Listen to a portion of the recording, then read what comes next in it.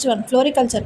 Floriculture అంటే flowers గురించి తెలిపేదాన్ని floriculture అని పిలుస్తారు. ఫ్లవర్స్ అంటే ఇంగ్లీష్లో గుర్తుంచుకుంటే ఈజీగా ఉంటుంది. ఫ్లోరీ అంటే ఫ్లవర్స్ అని గుర్తుంచుకోండి. Next పోమీ culture. పోమి అంటే ఫ్రూట్స్ అని గుర్తుంచుకోండి. పోమీ కల్చర్ ఈక్వల్స్ టు ఫ్రూట్స్, పండ్లు. నెక్స్ట్ ఆల్గా కల్చర్ అంటే శైవలాల గురించి. ఆల్గే అని వింటుంటాం కదా మనం జనరల్గా, అలా ఆల్గే అంటే శైవలాల గురించి అధ్యయనం చేసేదాన్ని ఆల్గే కల్చర్ అని పిలుస్తారు. Next one aquaculture. ఆక్వాకల్చర్ అంటే మనం జనరల్గా వింటూనే ఉంటాం కదా, ఆక్వా అంటే చేపలోని. సో అలా ఆక్వాకల్చర్ అంటే చేపల గురించి తెలిపే కల్చర్ అని గుర్తుంచుకోండి. Next tissue culture.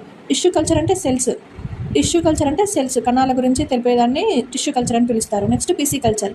పిసికల్చర్ అంటే చేపలను గుర్తుంచుకోండి. ఇక్కడ ఆక్వాకల్చర్ అన్న పిసికల్చర్ అన్న చేపలే అని వస్తాయని గుర్తుంచుకోండి. పిసికల్చర్ అంటే చేపలు, రొయ్యలు, పీతలు వస్తాయి. నెక్స్ట్ విటికల్చర్ అంటే ద్రాక్ష గురించి తెలిపేదాన్ని విటికల్చర్ అని పిలుస్తారు. నెక్స్ట్ మ్యారీకల్చర్, సముద్ర జీవులు. జనరల్గా మెరైన్ అంటే సముద్రం కదా, అలా గుర్తుంచుకోండి. పుట్టగొడుగుల గురించి తెలిపే కల్చర్ని ఏమంటారో మీకు తెలిస్తే కింద కామెంట్ చేయండి.